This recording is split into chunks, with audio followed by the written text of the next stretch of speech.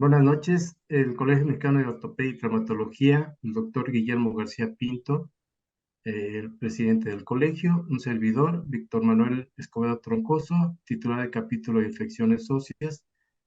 Les damos la bienvenida en esta cuarta sesión bimestral del capítulo de infecciones óseas. El tema que trataremos en esta noche es antibióticos en ortopedia, desde luego dirigidos a infecciones óseas, pero por ortopedistas, que esa es la diferencia y de otro punto de vista a infectología médica. Tenemos profesores nacionales y la invitación de profesor internacional de Colombia. Iniciaremos con el doctor Andros Bello Carreto, médico adscrito al Servicio de Rescate Osteoarticular del Hospital Victoria de la Fuente Narváez del Seguro Social, con el tema profilaxis antibiótica en ortopedia. Continuaremos con el doctor Inmar Bufo Sequeira, Chairperson AO Trauma México, con el tema antibióticos en fracturas expuestas. Enseguida, el doctor Carlos Valadez Armas, médico adscrito al Servicio de Rescate Osteoarticular del Hospital Victoria de la Fuente del Seguro Social, con el tema antibióticos en osteomielitis. El doctor Alfonso Severini, profesor invitado de Colombia, cirujano ortopedista, traumatólogo, con un currículum muy amplio y con experiencia en cirugía reconstructiva de extremidades inferiores. Nos dictará el tema de protocolos de tratamiento antibiótico en osteomielitis, Cierne y Meder. Continuará el doctor Lamberto Fabián Ramos Alejo, jefe del Servicio de Rescate Osteoarticular del Hospital Victoria de la Fuente Narváez, con el tema cómo leer el antibiograma. El doctor Adrián Miguel Pérez, médico adscrito al Hospital General Regional 2, IMSS, Querétaro, con el tema actualidades en antibióticos y nuevas sales en ortopedia. Sin más, iniciaremos este webinar. Gracias.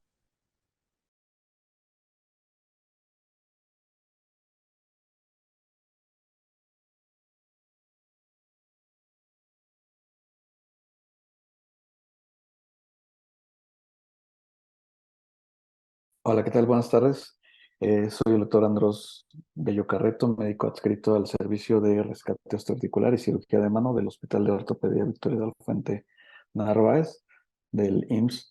El día de hoy vamos a hablar sobre la profilaxis antibiótica en ortopedia. ¿Ok?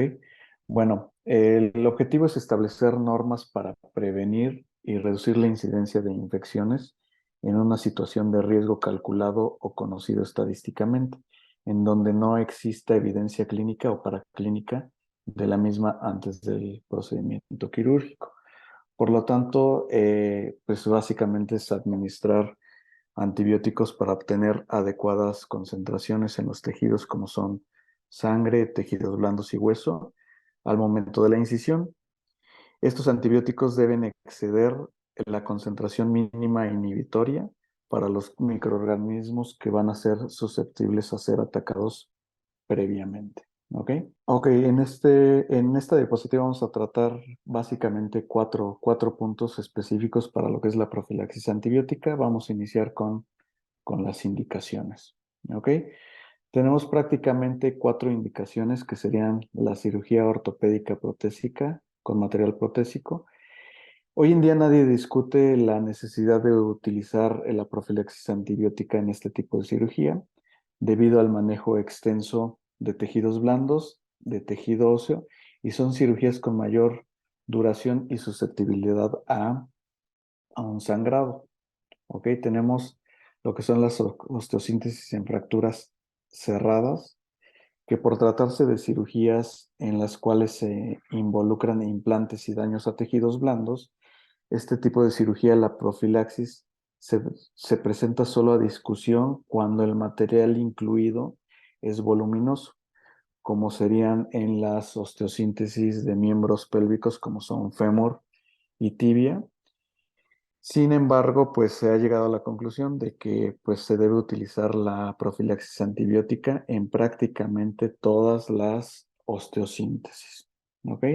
También tenemos cuando tenemos intervenciones de partes blandas u óseas sin osteosíntesis. Este tipo de cirugía serían las artroscopías, tenosinovitis, liberación de tenosinovitis de Kerbein de la primera corredera. También tenemos lo que es liberación de túnel del carpo.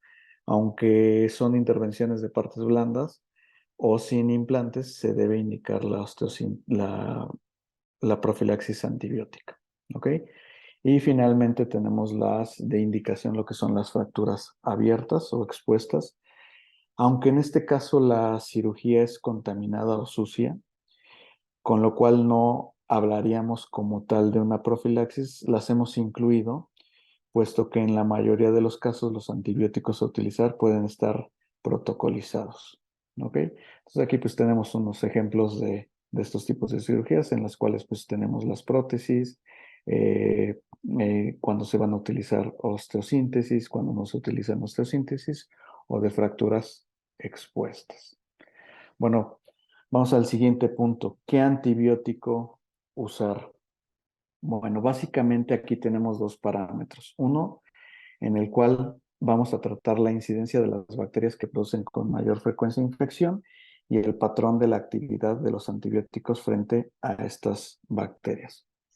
Entonces aquí tenemos una imagen de un estafilococo aureus y puesto que los cocos gram positivos del género Staphylococcus son los microorganismos implicados con mayor frecuencia en las infecciones quirúrgicas, pues el antibiótico elegido debe caracterizarse por una buena actividad frente a estas bacterias. Por lo tanto, las cefalosporinas, la cloxacilina, la clindamicina y glucopéptidos pueden ser a priori fármacos de interés en esta indicación. Sin embargo, por efectividad, costo fácil, costo, disponibilidad adecuada en nuestro medio, se sugieren las cefalosporinas. ¿Ok? ¿Qué son las cefalosporinas? Son antibióticos betalactámicos con el principio activo del cefalosporium compuesto C con estabilidad hacia las beta-lactamasas del estafilococo y que se encuentran distribuidas comercialmente en 4 generaciones, que como sabemos pues han ido apareciendo en en el mercado.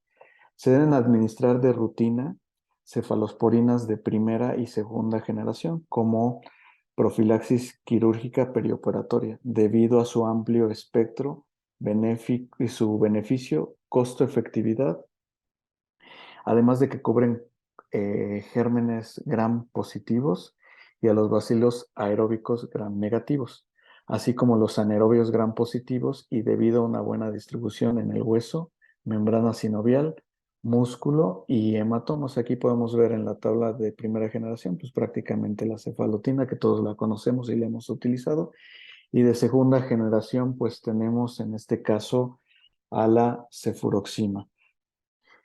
Prácticamente todos las conocemos y dejar de tercera y cuarta generación prácticamente cuando haya infecciones intrahospitalarias. ¿Ok?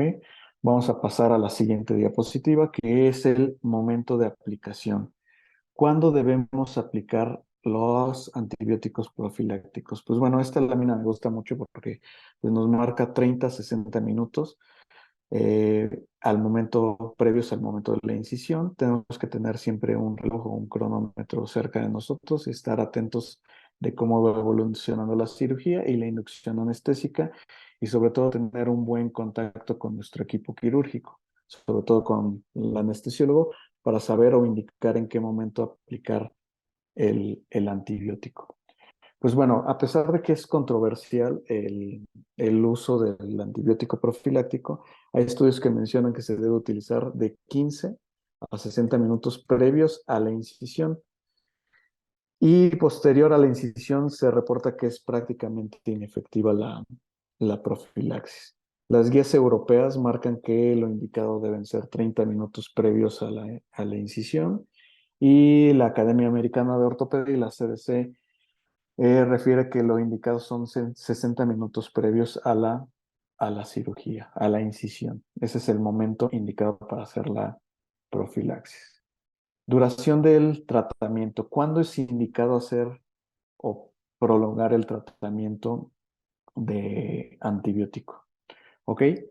Entonces, para algunos autores puede ser suficiente con la administración preoperatoria o perioperatoria de los antibióticos. Para otros, parece más razonable continuar la administración del antibiótico durante las primeras 24 hasta 48 horas del postoperatorio o 3 dosis, que si hacemos la cuenta, pues es prácticamente lo mismo, 24 horas o 3 dosis debido al tiempo de acción de nuestro antibiótico profiláctico. ¿Cuándo se debe agregar una dosis extra? En caso de sangrados mayores a 2000 cc o en el caso de que por parte de anestesiología se hayan administrado mayor de 2000 centímetros cúbicos de soluciones. También se debe agregar una dosis extra en un tiempo quirúrgico mayor a 2 horas. Otro punto importante es que no es necesario aplicar una dosis en caso de contar el paciente con sondas o drenajes. Es mucho más importante saber retirar los drenajes en un tiempo adecuado, que en este caso se refiere que no deben de estar mayor a 48 horas o si están disfuncionales. Vamos a pasar a otro tema que es importante, que son los adyuvantes. ¿Qué son los adyuvantes? Pues son medidas que nos van a ayudar a evitar una infección en la cual se debe tener un adecuado control metabólico.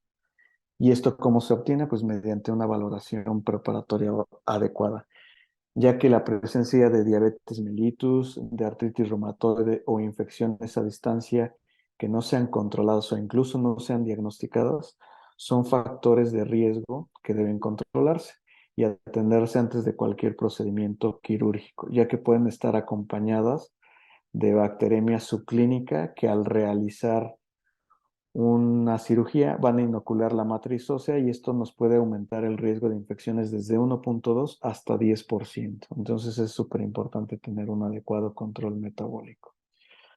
También tenemos que la estancia intrahospitalaria es importante. Recordemos que el hospital no es un hotel, se debe tener un adecuado tiempo. Entonces, el desarrollo de infecciones intrahospitalarias tiene una directa relación con el tiempo de estancia, razón por la cual es importante minimizar los periodos preoperatorios y posoperatorios para evitar mayor contagio. En cuanto a los drenajes, asimismo, el uso de drenajes debe estar indicado, no debe colocarse solo por rutina, entonces debe estar indicado y no permanecer mayor a 48 horas, si no eso nos va a aumentar el riesgo de infección y en caso de ser disfuncional, pues también no tiene ningún sentido de estar colocado. Una medida también pocas veces tomada en cuenta es el baño corporal y debe ser hecho el baño corporal un día previo o hasta 3 horas previos a la cirugía. Esto va a disminuir nuestras tasas de infección hasta en 1.2% en las cirugías ortopédicas. Otro aspecto importante, coadyuvante, son el rasurado del área quirúrgica, el cual tiene dos parámetros muy importantes que se deben realizar. Uno es hacerse con una espuma antiséptica y hacerse mediante humedad.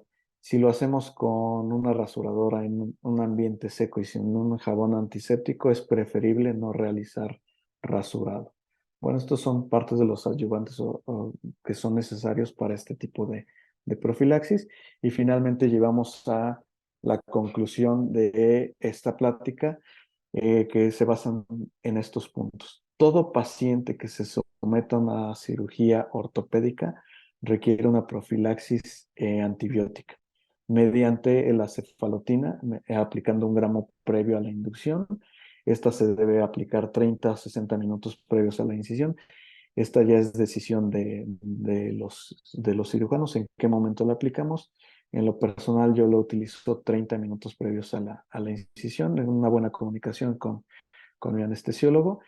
Y también se indica que debe ser 10 minutos previos al uso de torniquete. Pues normalmente si utilizamos 30 a 60 minutos, pues ya entra en este parámetro que lo vamos a hacer lógicamente 10 minutos previos al uso al torniquete. Se debe aplicar un refuerzo, como ya lo habíamos mencionado, si la cirugía se prolonga por más de 2 horas o si tenemos un sangrado mayor a 2000 centímetros cúbicos o aplicación de soluciones por mayor a 2000 centímetros cúbicos. Del tiempo se sugieren 3 dosis o no prolongar más de 24 a 48 horas y siempre tener una adecuada valoración preparatoria del paciente para entrar en las mejores condiciones. Pues bueno, básicamente esto sería el tema de profilaxis antibiótica en cirugía ortopédica. Gracias.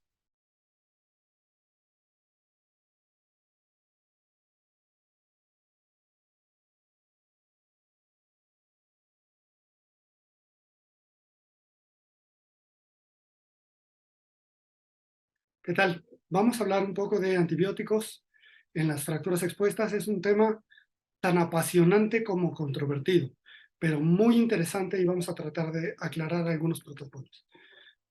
Diciembre es el mes de David Alfaro Siqueiros. El 29 de diciembre estaría cumpliendo 126 años y quiero compartir con ustedes este mural que está en la Plaza Juárez, justo a un lado del Museo de la Tolerancia, que se llama Velocidad.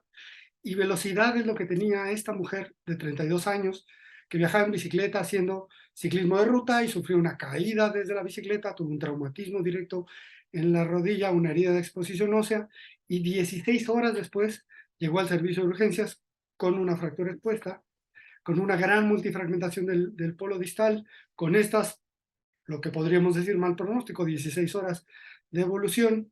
Iniciamos el protocolo antimicrobiano inmediatamente, después la sometimos a un manejo quirúrgico para desbridamiento y una osteosíntesis primaria. El resultado postoperatorio pues es este, que aparentemente se ve bien, y a los 3 meses la consolidación está completa y aparentemente no tiene complicaciones hasta el momento a consecuencia de la fractura. Los objetivos de esta charla serán entonces recordar un poco el protocolo de antibióticos en la fractura expuesta. Vamos a revisar el tiempo de inicio y la duración completa de la profilaxis antimicrobiana. Y el tercero será, vamos a tratar de analizar cuáles son las alternativas en la selección de antibióticos. ¿Qué alternativas tenemos para seleccionar antibióticos? Cuando tratamos una fractura expuesta, en realidad, ¿qué es lo que queremos como traumatólogos? Queremos, primero que todo, evitar la infección. Segundo, pues una consolidación adecuada de la fractura. Y después, pues prevenir las complicaciones inherentes a la fractura y a la fractura expuesta, a la herida de exposición. Pero básicamente lo que queremos los traumatólogos es evitar la infección. Esto es lo que nosotros en cuanto vemos una fractura expuesta, inmediatamente pensamos en infección. ¿Cómo prevengo la infección? Hoy en día los protocolos nos dicen que la piedra angular del tratamiento, es decir, de la prevención de las infecciones en la fractura expuesta, es el timing o en el momento en el que inicio el antimicrobiano. Cuanto antes, mejor. No es el tiempo del desbridamiento, no es el tipo de desbridamiento, no es la fijación externa y no es la osteosíntesis. Es el timing del antimicrobiano. Esto lo sabemos desde el lejano 2005, en los que estos 3 cirujanos, Charalampos, Salabras y Patsakis, revolucionaron el mundo con una serie de artículos hablando de fracturas expuestas, pero principalmente con un artículo prospectivo que hicieron con una sola variable. En 179 pacientes en Los Ángeles, dijeron, vamos a hacer una sola variable. Los que inician antes del desbridamiento del antibiótico y los que inician el antibiótico después del desbridamiento. Y la diferencia fue abrumadora a favor del inicio del antimicrobiano cuanto antes. Los pacientes a los que se les inició antes del desbridamiento el antibiótico tuvieron un índice de infección del 2.3%, contra los que lo iniciaron después, que tuvieron un índice de infección del 13.9%, casi 7 veces más, solamente por el momento en el que iniciaron el antibiótico. Esto generó una revolución en el mundo gigante, una serie de artículos en apoyo y en contra, bueno, en general controvertidos en relación a las publicaciones de Patsakis y Salabras, y ellos mismos hicieron una propuesta más adelante de antibióticos. Dijeron, después de la clasificación, inicie el antibiótico. La clasificación podemos usar la de Gustilo, que es la más difundida o la más conocida. Yo utilizo la clasificación de AO pues porque me gusta e incluso utilizo las dos y las pongo juntas, pero en realidad el momento de iniciar el antibiótico es después de clasificar e inicio el antibiótico. Ahora, ¿qué antimicrobiano utilizo? Sí, cuanto antes, pero ¿cuál antimicrobiano? ¿Cuál es el correcto? La propuesta de Charalapos y Salabras hasta el 2017 seguía siendo la misma. Los mismos autores con un estudio de seguimiento y nos dijeron, ok, si es una fractura expuesta tipo 1 o tipo 2, entonces debo utilizar una cefalosporina de primera generación, y si es una tipo 3, entonces voy a utilizar esa misma cefalosporina de primera generación y le voy a agregar un aminoglucósido.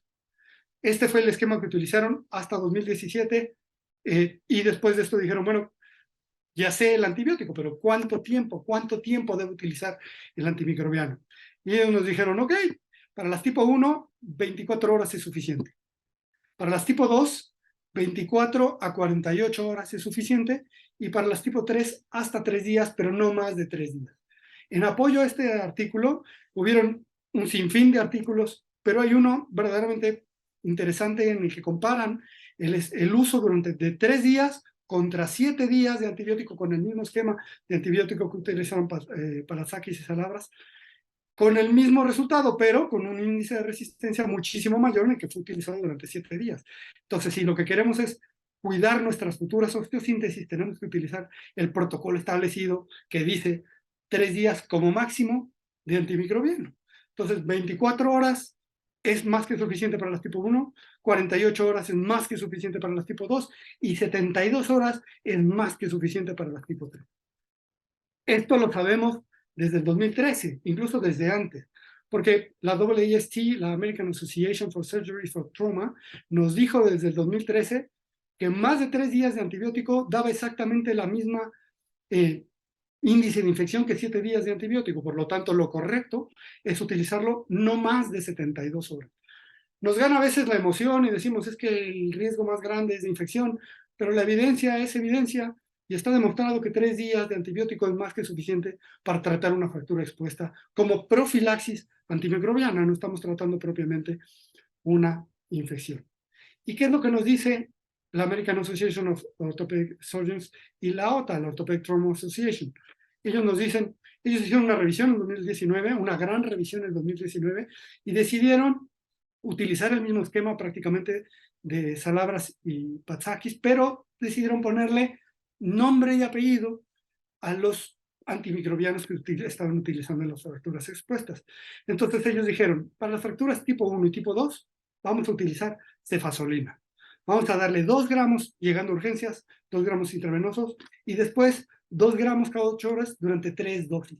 Eso me hace un total de 24 horas prácticamente. Si es una tipo 3, cualquiera de las tipo 3, entonces voy a utilizar 2 gramos de ceftriaxona, y ahí cambio la cefazolina por ceftriaxona, de dosis inicial IV, y después voy a utilizar una dosis extra cada 24 horas. Y voy a agregar vancomicina, 1 gramo cada 12 horas, y 1 gramo inicial en urgencias durante 2 dosis, es decir, 24 horas. Puedo utilizar algún otro esquema en el caso de alergias.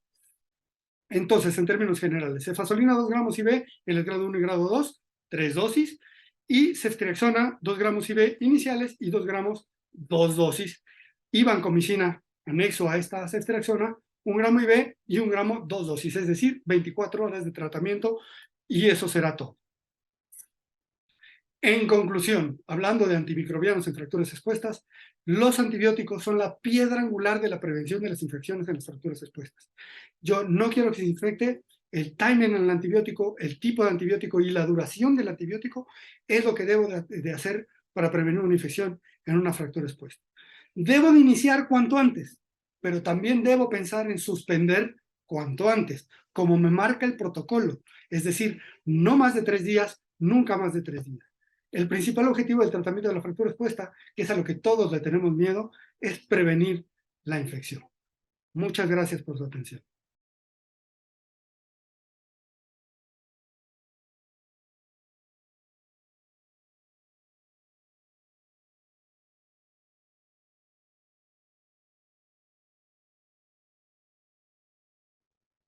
Bien, hola, ¿qué tal? Soy el doctor José Carlos Valadez Armas. Vamos a hablar sobre antibióticos en osteomielitis.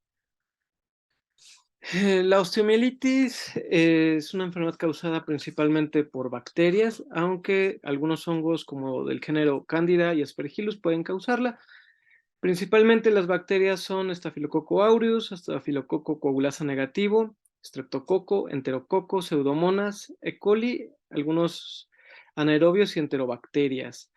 Mycobacterium tuberculosis en algunos pacientes inmunocomprometidos y poblaciones especiales. Nuestro órgano blanco va a ser el hueso. El hueso tiene características anatómicas e histológicas específicas que lo hacen inherentemente resistente a la infección. No todos los antibióticos presentan una farmacocinética que le permitan penetrar el hueso. Incluso las concentraciones que vamos a encontrar de ellos in vivo e in vitro van a ser bastante diferentes, y esto nos va a guiar para seleccionar la mejor vía de administración. La duración del tratamiento en general en la osteomielitis van a ser tratamientos largos en comparación con las infecciones de tejidos blandos. Como objetivos del manejo antibiótico en la osteomielitis, evidentemente es erradicar la infección. Por el tipo de infecciones crónicas con las que a veces nos enfrentamos, no siempre es posible erradicarlas al 100%, pero sí aspiramos a disminuir el gasto purulento y la sintomatología asociada al proceso infeccioso, tumefacción, etc. El manejo antibiótico en la osteomielitis no va solo en la mayoría de los casos y debe de combinarse con manejo quirúrgico, puesto que el hueso necrótico, los secuestros óseos no van a tener concentraciones de antibiótico suficientes como para poder erradicar la infección. Finalmente, las infecciones en la osteomielitis generalmente son monobacterianas. Sin embargo, en ocasiones tenemos polibacterianas, diferente virulencia de las bacterias. No es lo mismo un Staphylococcus aureus meticilino sensible que uno meticilino resistente. Y esto nos va a orientar a la duración del tratamiento, el tipo, la vía de administración, etc. Primeramente, seleccionar un antibiótico oral o parenteral. Definitivamente va en función del agente etiológico y su espectro de sensibilidad. El antibiótico vía oral tiene menor costo por sí mismo, y si lo asociamos también a los costos de hospitalización, de cuidados de las vías periféricas, pues también los antibióticos parenterales aumentan su costo. Los pacientes tienden a tener mejor tolerancia al manejo vía oral, puesto que el manejo parenteral puede estar asociado a flebitis, a infecciones del catéter, etc. En cuanto a las interacciones, tanto la vía oral como parenteral tienden a tener las mismas. Y en cuanto a la biodisponibilidad, algunos fármacos vía oral tienen la misma biodisponibilidad que parenteral, entonces no es un factor determinante, pero lo más importante va a ser la concentración en el que logremos conseguir en el hueso, puesto que si no llegamos a la concentración mínima inhibitoria, el antibiótico, por más eficaz que sea in vitro, no va a ser efectivo in vivo. Hablando de este tema, este estudio hizo una recopilación de la literatura de las concentraciones que se logran encontrar de penicilina y otros de los principales fármacos usados en la osteomielitis, y los comparan con las bacterias que causan esta enfermedad: Staphylococcus aureus, Staphylococcus coagulasa negativo, Enterococos, Streptococo del betemolítico, viridans, enterobacterias, pseudomonas, anaerobios. Bueno, llegamos a algunas conclusiones, como que la penicilina tiene muy pobre concentración en hueso, ¿sí? Amoxicilina y ácido clavulánico presentan buenas concentraciones tanto en hueso esponjoso, hueso cortical, al igual que todas las cefalosporinas de primera generación. Algunas otras, como ceftriaxona, ceftazidima, cefepime, que son de generaciones más avanzadas, incluso tienen buenas concentraciones en hueso que haya sufrido un proceso isquémico. En cuanto a los carbapenémicos, de imipenem no se cuenta con muchos datos. Sin embargo, meropenem, ertapenem presentan buena penetrancia en hueso, y nos dan buenas concentraciones, incluso para el manejo de miembros isquémicos. Los aminoglucósidos por su naturaleza hidrofílica, tienen buena penetrancia en lo que es espacio articular, discos intervertebrales. Sin embargo, en hueso, aunque sí penetran, su toxicidad es tan alta que no son la mejor opción o nuestra primera opción, teniendo opciones como por ejemplo las fluoroquinolonas, las que llegan a presentar concentraciones en hueso bastante buenas, incluso en miembros isquémicos. En cuanto a vancomicina, doxiciclina, son buenas opciones también, aunque la vancomicina no va a ser nuestra primera opción en cuanto al manejo de enterococos. Linezolid, otro fármaco muy utilizado, vía oral, presenta muy buena concentración en hueso cortical, junto con clindamicina. Y otro de nuestros pilares en el manejo vía oral, trimethoprim sulfametoxazol, que presenta concentraciones óseas prácticamente idénticas a las concentraciones séricas que vamos a tener de este fármaco. Y finalmente me parece interesante comentar de metronidazol, que aunque tiene buena penetrancia en hueso, no alcanza concentración mínima inhibitoria adecuada para erradicación bacteriana, utilizándola como monoterapia. Ahora, ¿cuándo seleccionar vía oral o parenteral? Bueno, este estudio analiza esa situación en osteomielitis en pacientes pediátricos mayores de 1 mes. Toman como parámetro de referencia la proteína C reactiva, determinan que es una infección leve cuando hay una concentración menor de 10, más moderada cuando hay mayor de 10. Utilizan un esquema corto de 3 a 7 días en infecciones leves y en las moderadas de 1 a 2 semanas. Revisan nuevamente la proteína C reactiva para determinar si lo pueden egresar con manejo vía oral o si continúan con manejo parenteral. Aquí lo que me parece interesante es que ellos proponen utilizar antibióticos parenterales de 3 a 7 días en infecciones leves y continuar 4 o 6 semanas. Y en infecciones más severas, usar antibióticos de 1 a 2 semanas y continuar de 4 a 6 semanas vía oral. En el mismo estudio analizan el desenlace, las complicaciones, sin encontrar una diferencia significativa por alargar el tratamiento parenteral, según la revisión de ellos, más de 2 semanas. Hablando o ahondando más en esto de la duración del tratamiento, anecdóticamente se solía recomendar el antibiótico parenteral más de 6 semanas, alrededor de 12 semanas, a dosis altas, lo cual nos llevaba a mucha intolerancia por parte del paciente, falta de apego, hospitalizaciones prolongadas y otras complicaciones. Sin embargo, actualmente se recomiendan esquemas cortos de tratamiento en función de la respuesta clínica.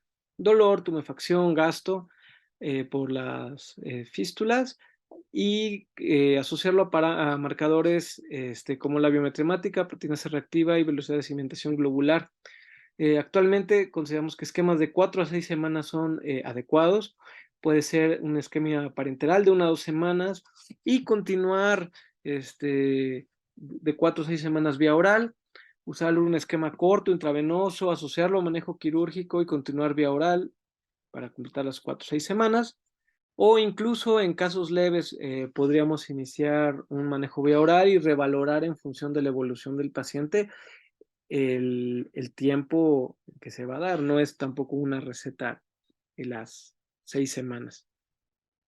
Aquí tenemos, por ejemplo, hablando de la comparación de los tiempos. Este es un estudio donde se analiza el tratamiento antibiótico en osteomielitis vertebral, donde comparan 6 a 12 semanas sin encontrar una diferencia estadísticamente significativa. Dieron seguimiento para ver el desenlace de los pacientes, complicaciones digestivas, etcétera, sin encontrar una diferencia, usarlo de 6 a 12 semanas. Y finalmente compararon diversos esquemas sin encontrar una diferencia significativa. Complicaciones de nuestros fármacos, las más importantes, los betalactámicos, colitis pseudomembranosa, candidiasis, fluoroquinolonas, rupturas tendinosas, descontrol glucémico, linezolid, pancitopenia, neuropatías y metronidazol, muchos efectos gastrointestinales. Como conclusiones, hay que preferir siempre el manejo vía oral, de ello seleccionar los antibióticos que tengan alta biodisponibilidad, Preferir esquemas cortos y siempre usar corto parenteral y continuarlo vía oral en función de la evolución clínica. Preferir siempre las dosis altas de los fármacos, no a las dosis más bajas. Incluso a veces arriba de lo descrito para conseguir buena concentración en hueso. Valorar el progreso no únicamente de manera paraclínica, puesto que no hay un marcador específico, sino también los síntomas, y finalmente asociar el manejo antibiótico con manejo quirúrgico. Muchas gracias.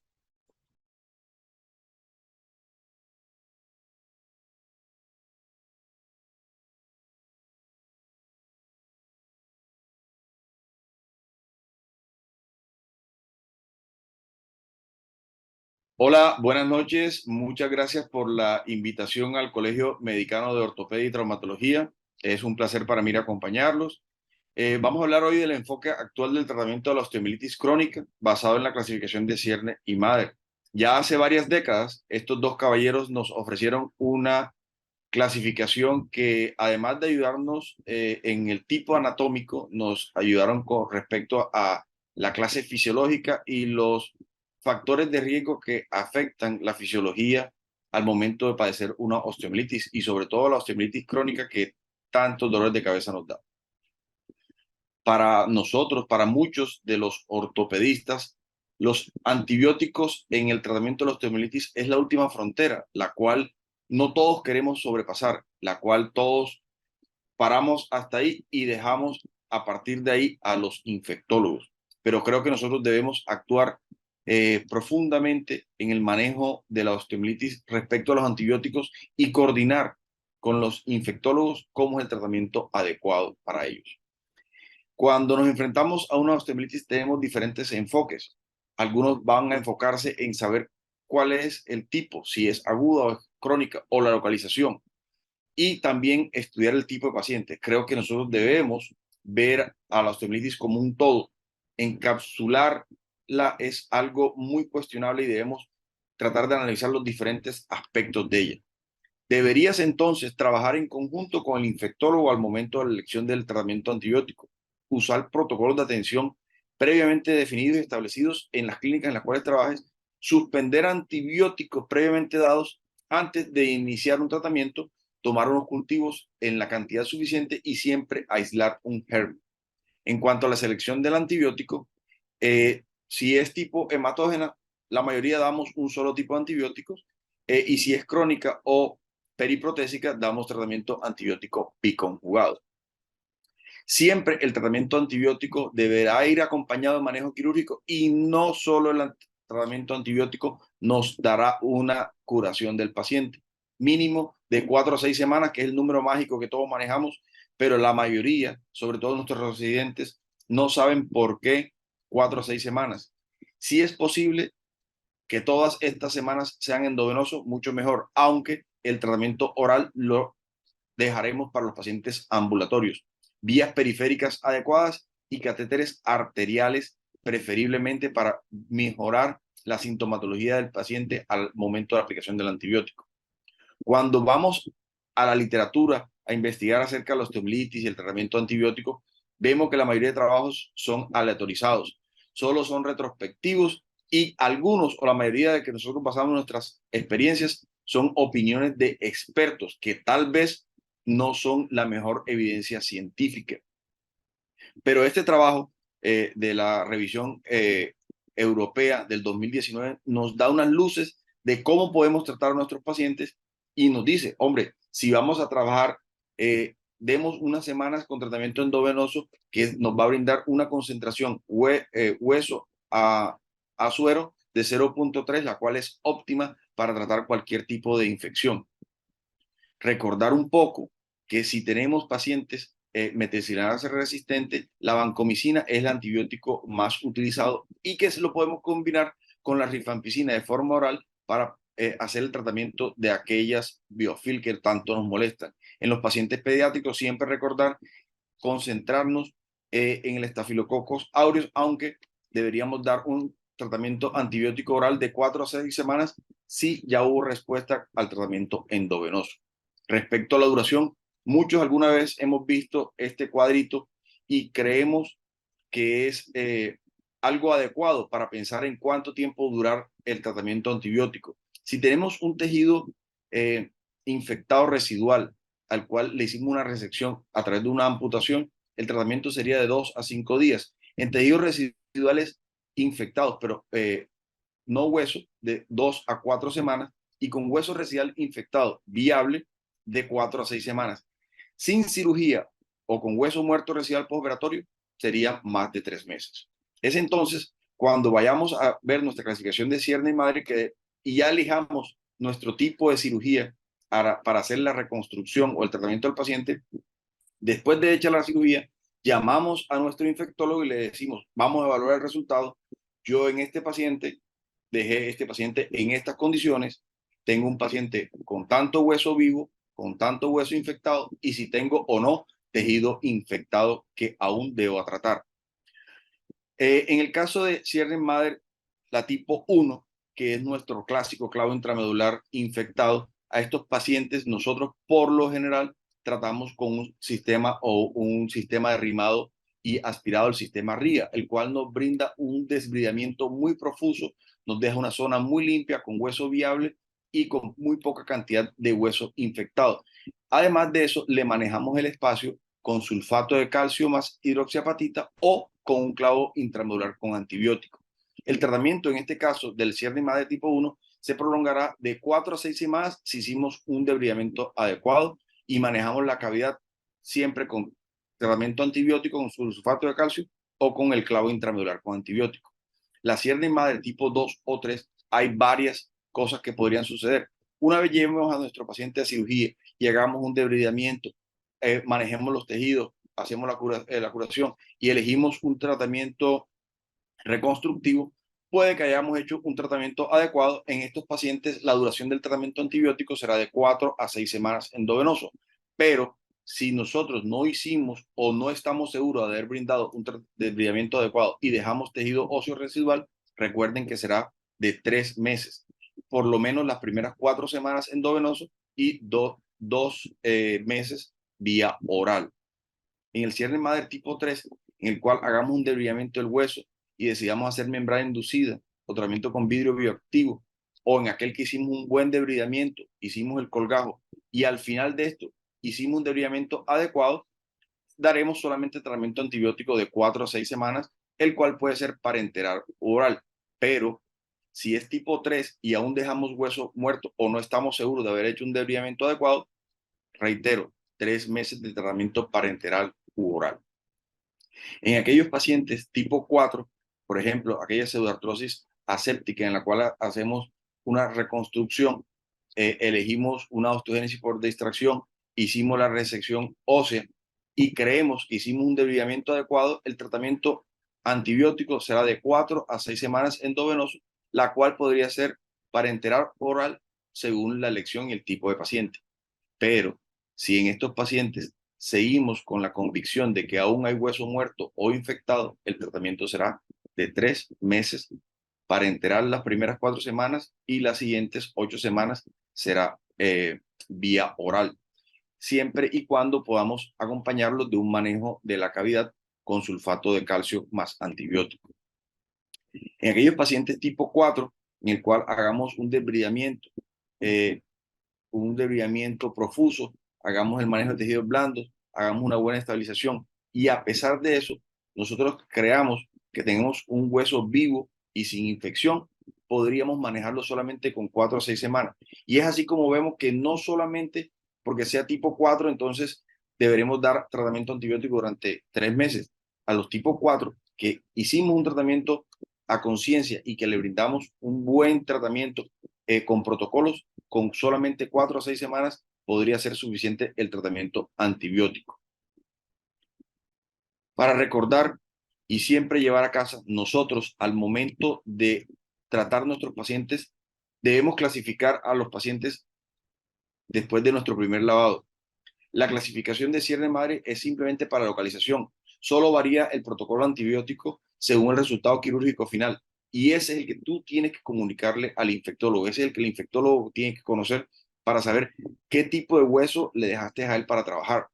Los ciclos largos y cortos no hay diferencias significativas si no haces un buen aislamiento del germen. Y además de eso, tenemos que saber que nunca menos de 4 semanas, que es nuestro número mágico, que es aquel en el cual demora el hueso endomedular en hacer una revascularización y volver a tener una vasculatura normal. Y no hay diferencia entre tratamiento endovenoso y oral, pero sí hay un aislamiento de germen y un buen antibiograma.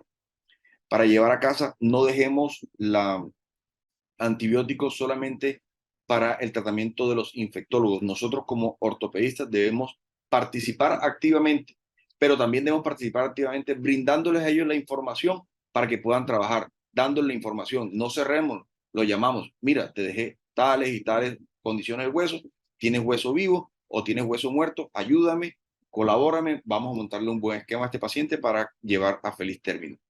Muchas gracias y les reitero la invitación a participar en nuestros eventos Scott. Gracias al Colegio Mexicano por su invitación.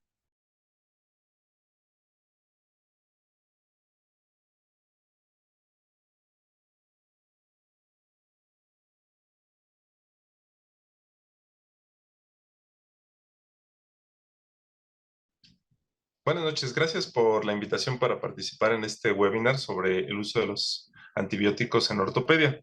El tema es cómo leer el antibiograma. Yo soy el doctor Ramos Alejo Lamberto Fabián, soy el jefe del Servicio de Rescate Osteoarticular del Hospital Magdalena Salinas del IMSS. Primero tenemos que saber qué es un antibiograma. Un antibiograma es la parte final que se le tiene que realizar a un cultivo. Es una prueba microbiológica que se utiliza para determinar la sensibilidad antibiótica de una bacteria. Esta prueba tiene una de las finalidades más importantes, es predecir el éxito o el fracaso del uso de un antibiótico ante una infección específica, cuando ya tenemos documentado el microorganismo que la ocasiona. Sin embargo, no hablamos de un solo tipo de antibiograma. Existen diversos tipos de antibiograma.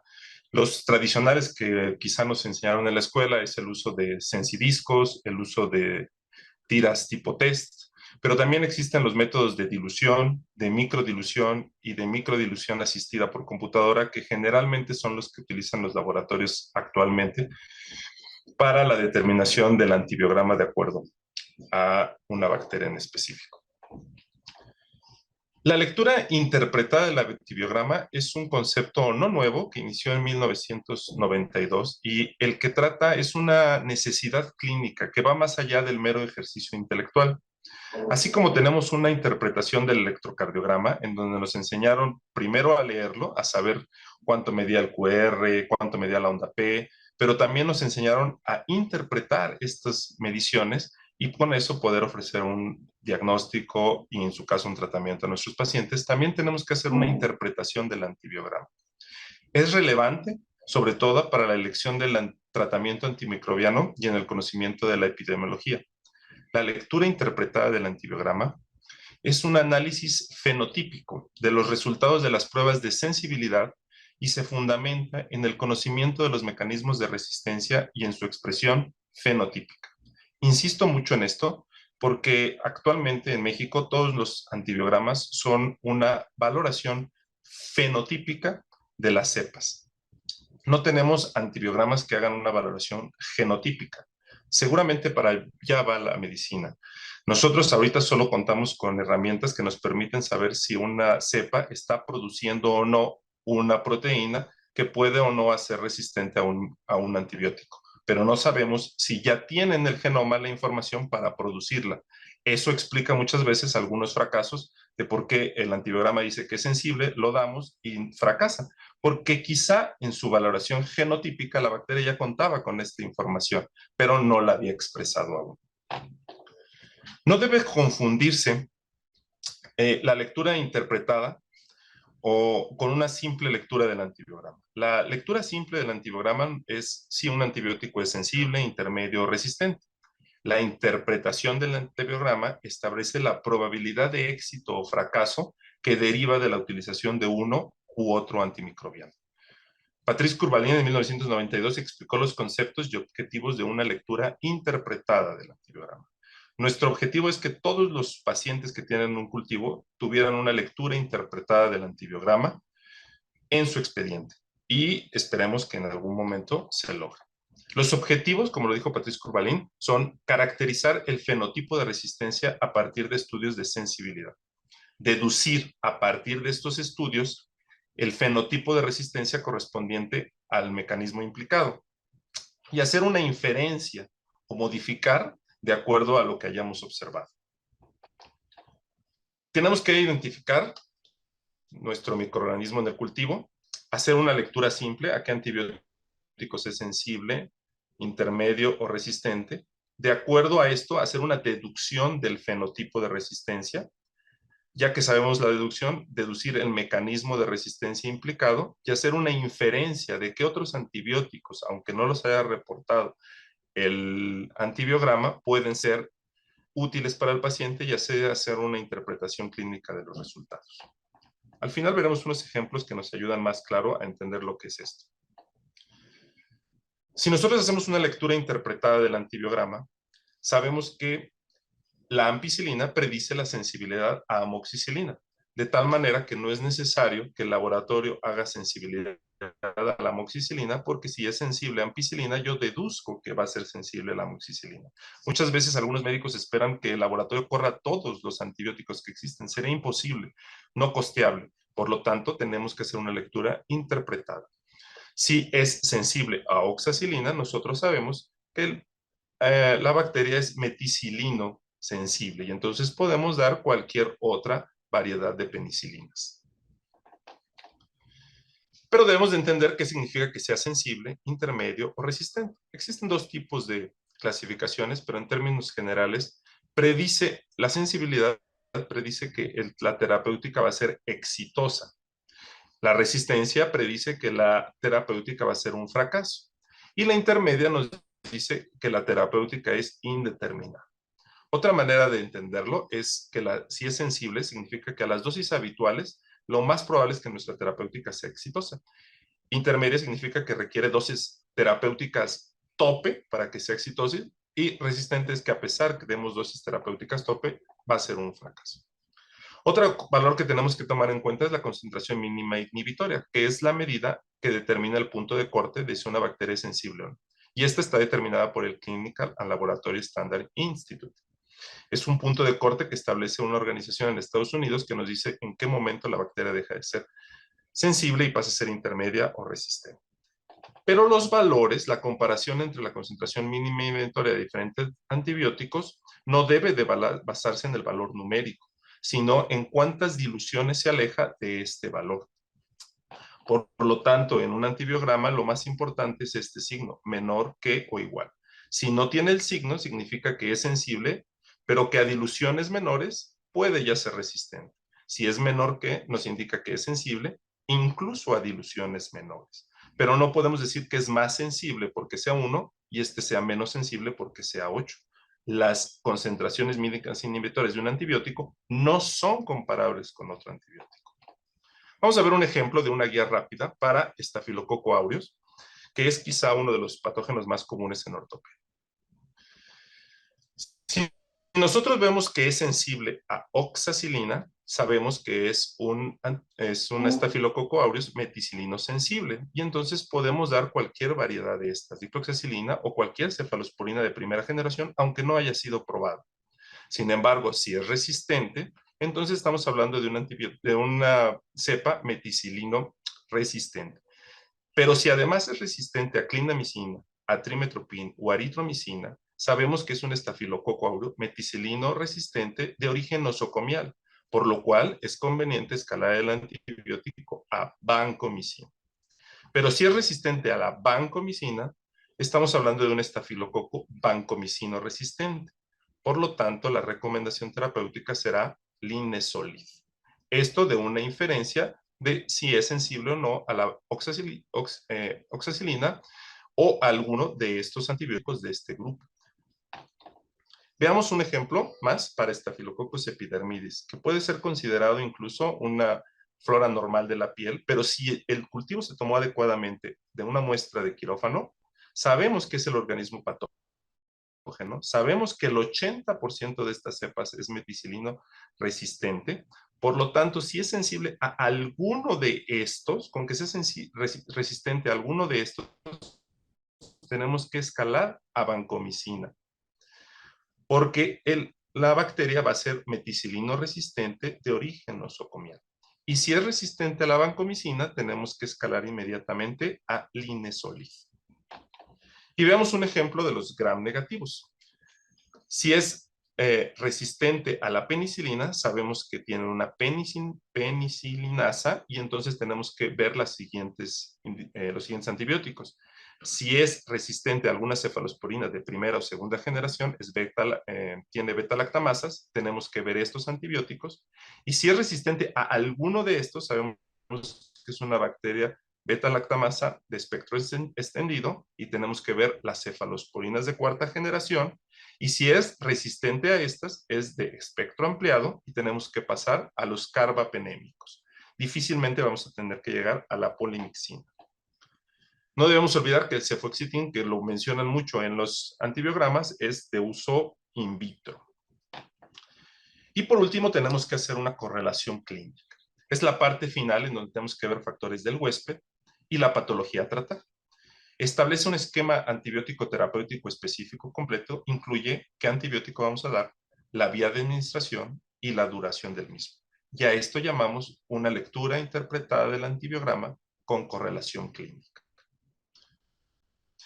Esperemos hacer más ejercicios de estos, de cómo analizar un antibiograma. Se trata de repetir y sistematizar la lectura interpretada para hacerlo un ejercicio mental e intelectual, no solo en la residencia, sino en los médicos en su práctica habitual. Tenemos que leer los antibiogramas, interpretarlo y hacer una correlación clínica.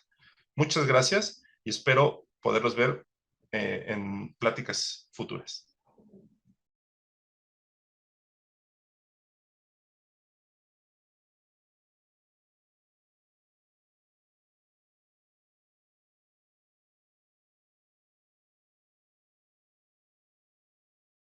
Hola, ¿qué tal? Un placer poder estar con ustedes, con el Comité de Infecciones Óseas. Agradezco la invitación al doctor Ramos y a todo el comité que me hizo el favor de invitarme, como el doctor Escobedo. Bueno, el día de hoy vamos a hablar de actualidades de antibióticos en la ortopedia. ¿Cuáles son los nuevos antibióticos? Lo que debemos de conocer por las nuevas infecciones que existen. Bueno, a partir de que tenemos este tipo de pacientes, en pacientes con muchas enfermedades, pacientes que tienen infecciones severas, implantes más modernos, más grandes, con sobreinfecciones muy importantes, nos vemos en la necesidad de tener que manejar un arsenal mucho más grande de antibióticos. Bueno, ¿qué es lo que debemos saber de esta plática?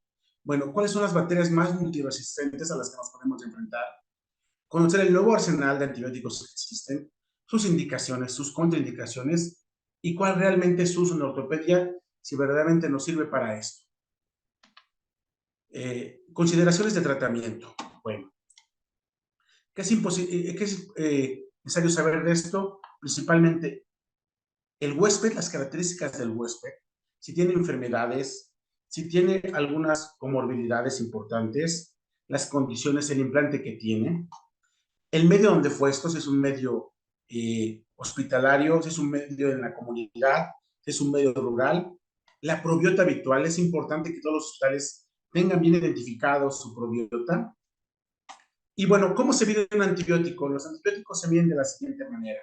Su distribución para el uso en ortopedia principalmente, por supuesto.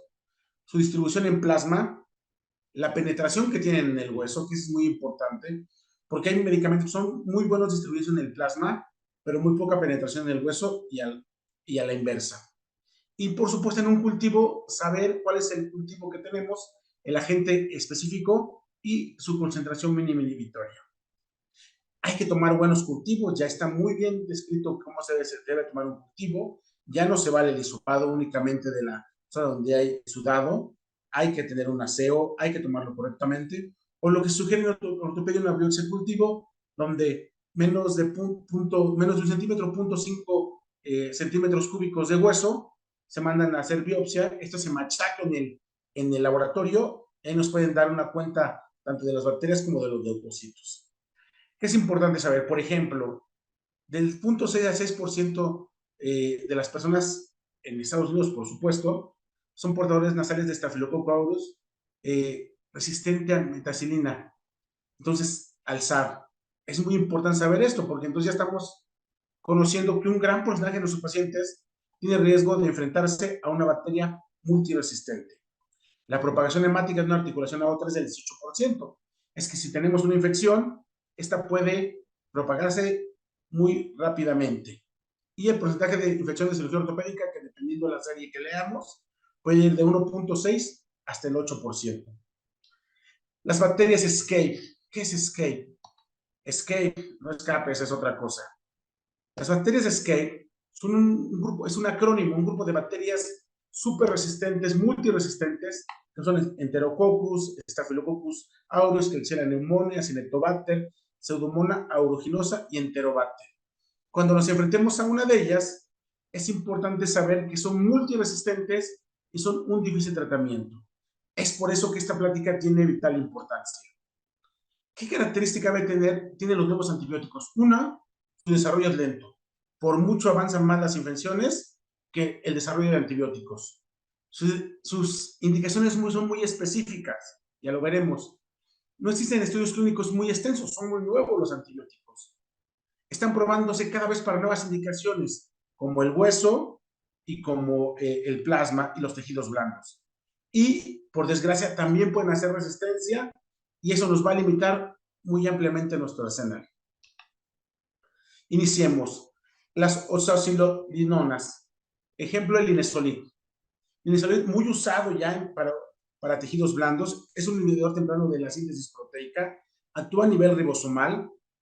Es muy efectivo contra Staphylococcus aureus y Staphylococcus epidermidis. El aureus principalmente en cepas resistentes y es de los que más atacan a nuestros pacientes cuando se nos infectan. Entonces, muy fácil de utilizar. Se puede administrar por vía oral e intravenoso para manejo en casa o manejo hospitalario. Y por desgracia, su costo es muy grande. Muy poca resistencia, aunque ya han reportado casos con estos pacientes, con algunos pacientes, haciendo resistencia al linezolid. Las estreptograminas son un tipo de antibióticos, la quinopristina, tafopristina, que esos también bloquean la síntesis proteica. Como se dan cuenta, son muy específicos esos antibióticos. Tienen buena actividad contra gram positivos, Staphylococcus aureus, incluyéndolo, cepas metilinos resistentes, los cuales pues, son muy comunes en las infecciones ortopédicas y tiene una sensibilidad intermedia a glicopéptidos. Su administración solamente es intravenosa. Las quinolonas, aunque las quinolonas es un antibiótico muy utilizado, es bien sabido que son de uso común, pero hay nuevas quinolonas como la trombablasacina, que su uso es oral e intravenoso, está reservado únicamente para pacientes graves que pongan en peligro a la vida de una extremidad, por ejemplo, y no hay otro agente terapéutico, mientras no haya otro agente terapéutico más seguro, ya que tiene muchas contraindicaciones. La catifloxacina, otra quinolona de administración oral y intravenosa, y principalmente se auxilia para nosotros en tejidos blandos. También son en infecciones neumónicas y pacientes con multiresistencia. Y el moxifloxacino, también en vía oral, intravenosa,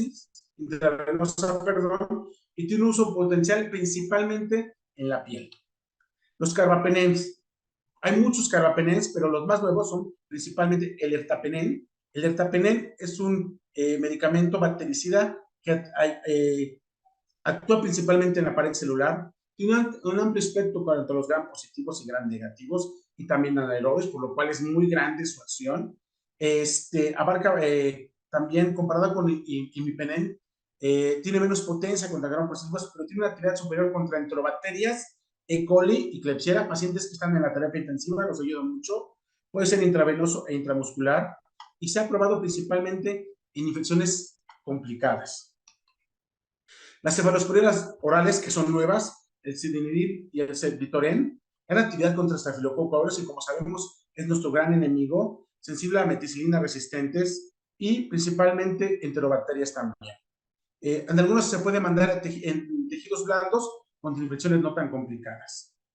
Las gliciclinas, como la tigecyclina, un amplio espectro, principalmente incluye varios patógenos gram positivos y gram negativos, aerobios, anaerobios, así como patógenos atípicos.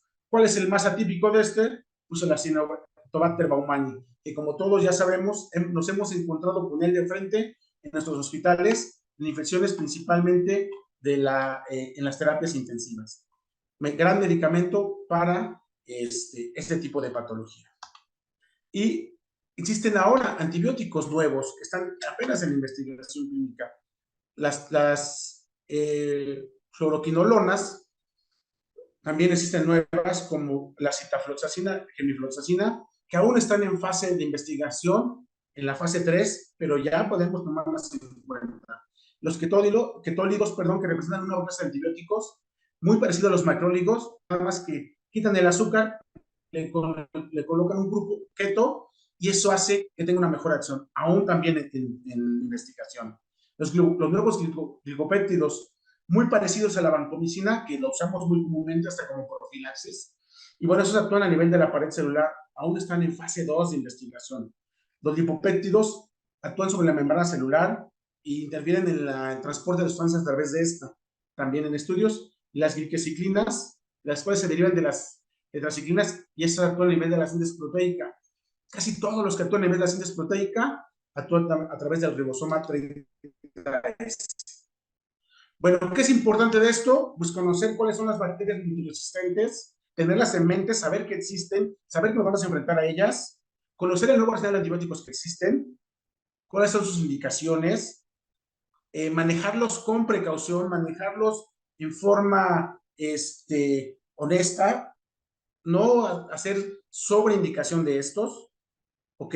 Saber cuándo no se puede utilizar, por ejemplo, las fluoroquinolonas en niños, y su uso en ortopedias, saber cuándo usar en ortopedia, principalmente tejidos blandos, músculo, tejidos blandos subcutáneo, fascias y en ocasiones el hueso.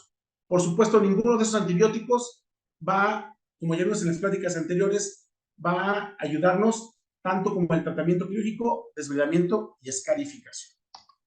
Muchas gracias por la atención. Es un placer haber estado con ustedes.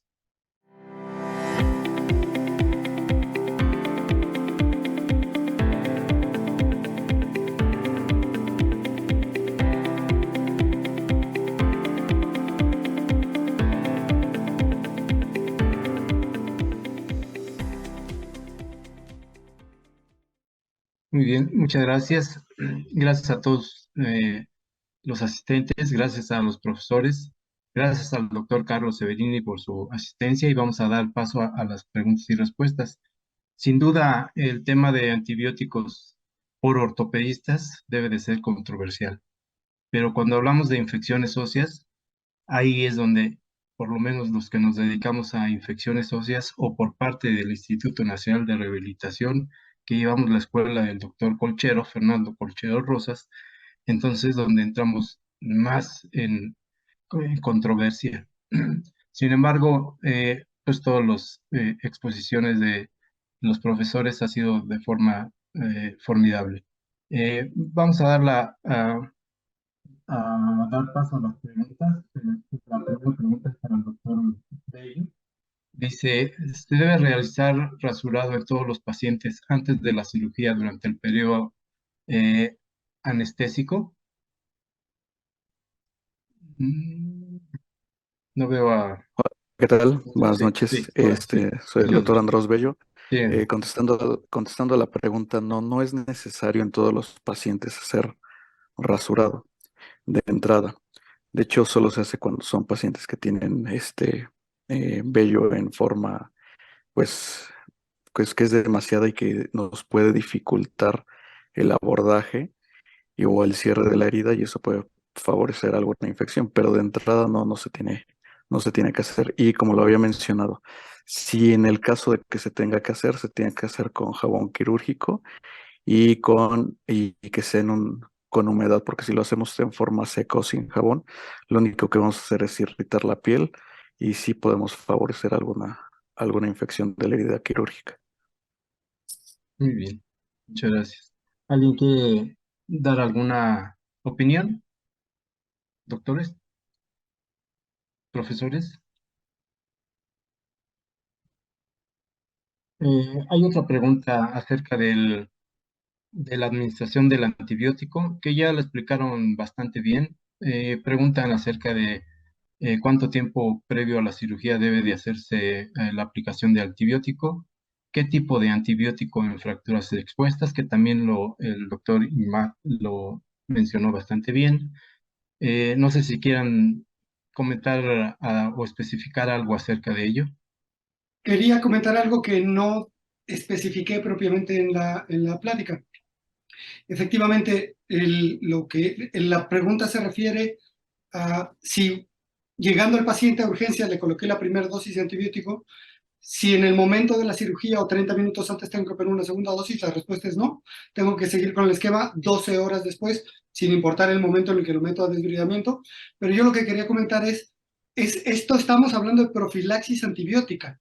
Es muy importante para el cirujano reconocer en el momento en el que aparece una infección después de la osteosíntesis o después del desbridamiento. Hay que tener mucha atención porque el tratamiento es completamente diferente y es motivo, por supuesto, de otra plática y de un montón de cosas, pero esto estamos hablando de un paciente en el que no desarrolló un proceso infeccioso y por eso la profilaxis termina a los 3 días. Si detectamos que después de este tiempo aparece desafortunadamente una infección o sucedió, el tratamiento debe ser otro. Nada más, gracias. ¿Algún otro profesor le gustaría dar su opinión? Sí, Sí, me doctor. gustaría dar una opinión acerca de esto. Muy buena charla, doctor. Eh, Acerca de lo que decía, velocidad. Creo que es muy importante recalcar que el tiempo de administración antes de las 2 horas después de ocurrido el trauma en las fracturas abiertas es fundamental para el control de la infección. En algunos protocolos de atención de urgencias de ambulancias, ejemplo en el Reino Unido, actualmente la primera dosis de antibiótico de las fracturas abiertas se está colocando, la coloca el paramédico en el sitio del accidente. Antes de llegar al sistema de salud o antes de llegar a la urgencia, ya el paramédico en el sitio de accidente está colocando la primera dosis de antibiótico. Y un error que cometemos mucho en nuestras urgencias es que a todos le estamos colocando un gramo de cefalosporina o un gramo de una cefalosporina de segunda generación sin considerar el peso. Creo que hay que reconsiderar esto dependiendo del índice de masa corporal. Debemos aumentar esta dosis por lo menos a 2 gramos cuando el índice de masa corporal supere los 30, por favor. Muy bien. Otra pregunta que existe es con relación a la cirugía protésica, ¿tiene un mayor beneficio aplicar doble esquema como profiláctico? Es un tema que no se trató específicamente. Bueno, el tema en sí no es específico de prótesis infectadas. Sin embargo, menciona que si es favorable hacer un doble esquema en alguna infección periprotésica. ¿Alguien le gustaría comentar algo? Sí, sí, Bueno, Andrés.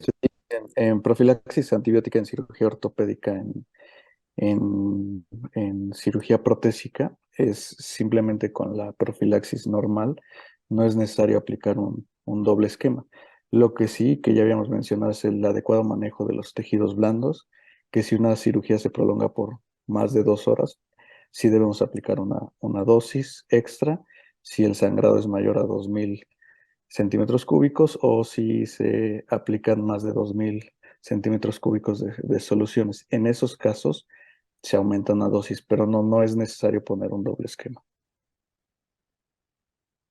Muy bien. ¿Alguien quiere comentar algo al respecto?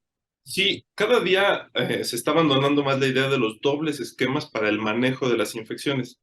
El doble esquema para prevenir las infecciones prácticamente no se debe de utilizar en ninguna. Ya sea una infección por una fractura abierta, por una prótesis, hay que ir dejando esa idea de dobles esquemas preventivos, ¿no? Si ya para tratarlas se prefiere no usar dobles esquemas, no están proscritos, pero se prefiere no hacerlo, hay que hacer mejor tratamientos dirigidos.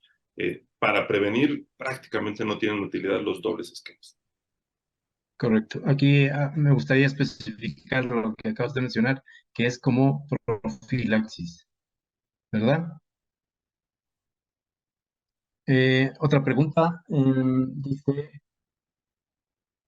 La profilaxis quirúrgica con antibióticos, al parecer, aumenta el riesgo de infecciones resistentes a antibióticos. ¿Qué tan cierto es? Bueno, si se utilizan esquemas largos, sí, obviamente, aquellos médicos que dan 7 o 14 días para prevenir una infección sí pueden fomentar la resistencia. Por eso lo que dice el doctor Buff es muy importante, no pasar de 3 días en fracturas expuestas y no más de 24 horas en cualquier otra cirugía ortopédica. Correcto. Hacen un comentario. La OMS está elaborando directrices sobre uso responsable de los antibióticos. Sí, por supuesto, ¿verdad? Los tenemos en consideración. Yo creo que todos los aquí presentes sabemos de los protocolos de la Organización Mundial de la Salud. Hay otra pregunta que dice, ¿la fiebre de origen desconocido en niños? ¿Debemos pensar en osteomielitis? Ese es un tema para ortopedia pediátrica, pero sí, adelante, José. Bueno, en ese contexto, Adelante. mencionaba el hueso es muy resistente a la infección, por lo tanto, hay que tomar en cuenta la historia clínica, si hubo algún traumatismo o alguna situación de ese tipo, pero no es lo que piensa.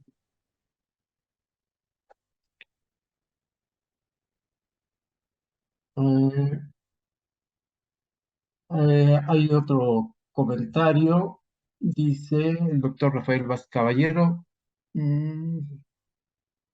Seguramente es un doctor que estuvo ahí en Magdalena de Salins con el doctor Fernando Colchero Rosas, me parece que sí es, profesor mío. Dice que es importante resaltar que el antibiótico es un complemento de un excelente desbridamiento y no suple al mismo. Y uno debe procurar nunca dejar hueso muerto y esperar que el antibiótico haga lo que no hizo el médico. Y bueno, eso hablando específicamente en infecciones óseas, le damos mayor importancia al desbridamiento que al antibiótico, o quizás le damos el porcentaje mayor hacia el desbridamiento y el menor porcentaje al antibiótico, sin dejar de reconocer que es de gran ayuda el antibiótico en infecciones óseas específicamente. ¿Alguien quiere comentar al respecto? Sí, Sí. me gustaría hacer un comentario respecto a esto. Qué pena, doctor. Adelante. Adelante, adelante. No, Adelante. por supuesto que el uso antibiótico va de la mano con el procedimiento quirúrgico. A lo que me refería en mi charla es que muchas veces no estamos seguros de haber eliminado por completo la cantidad de tejido hueso infectado. No todos podemos estar completamente seguros de haber eliminado el hueso infectado o el hueso necrótico.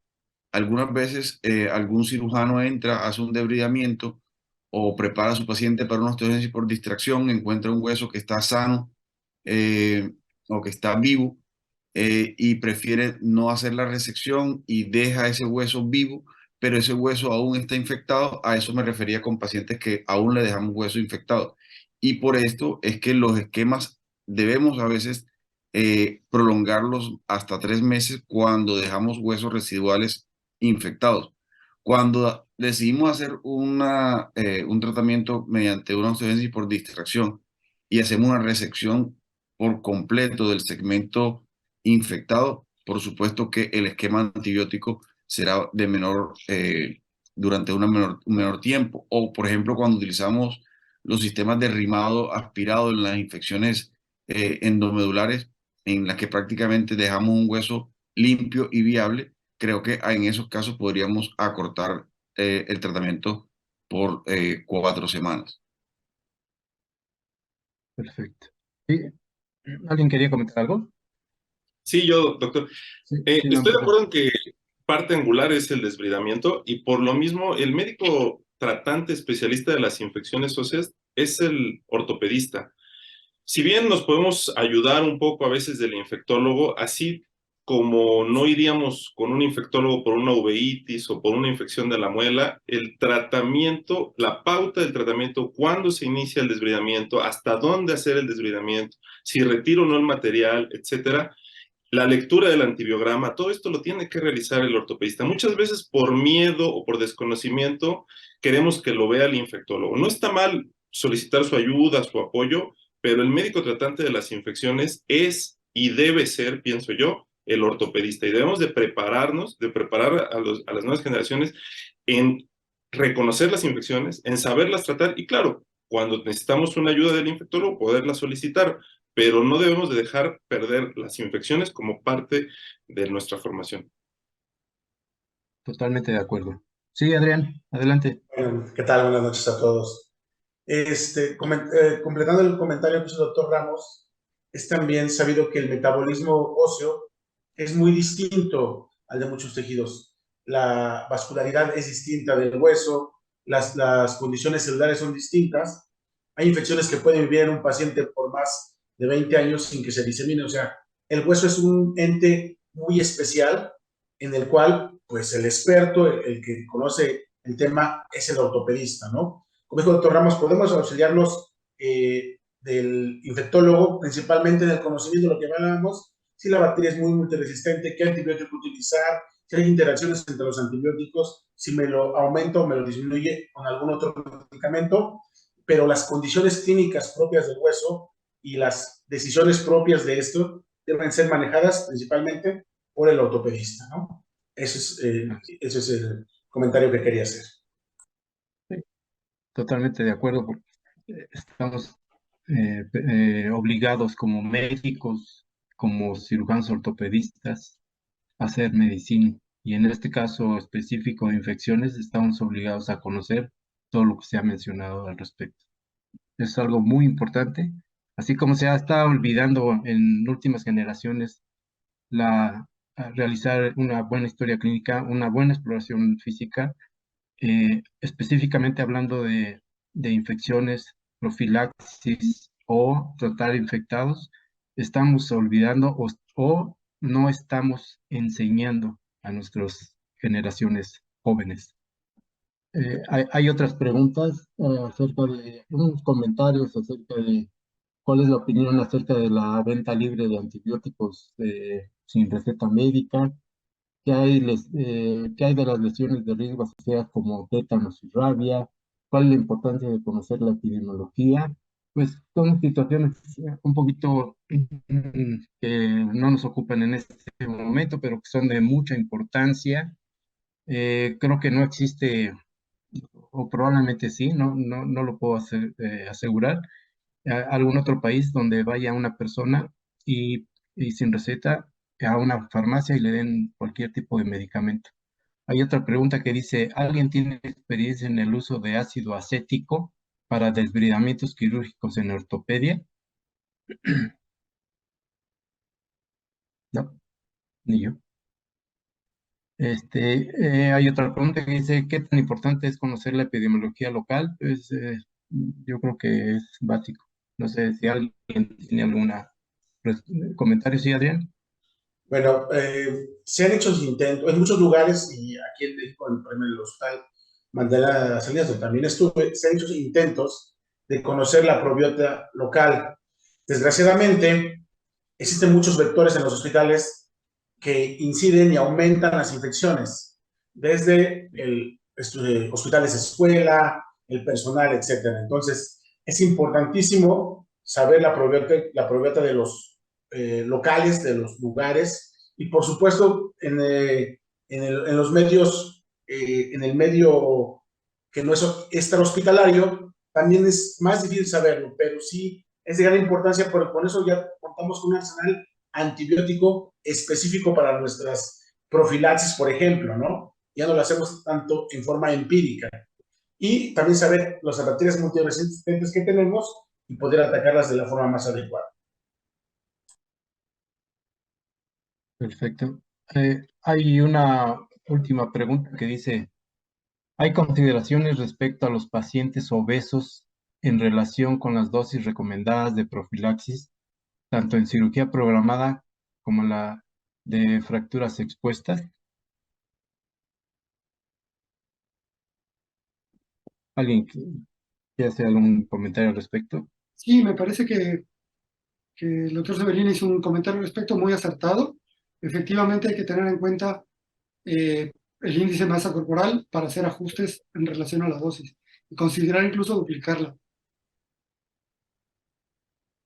Sí. ¿Alguien quiere, doctor Severini, gustaría hacer algún comentario al respecto? Sí, los índices de masa corporal superior a 30, duplicar la dosis como profilaxis en las fracturas abiertas. Creo que son todas nuestras preguntas. No sé si quisieran hacer algún comentario final.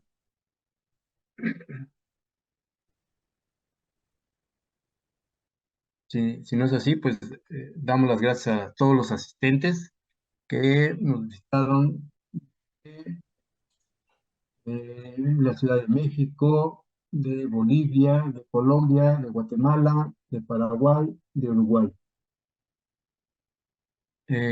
Y damos las gracias a todos los asistentes, gracias a estos profesores, grandes profesores, por esta gran charla.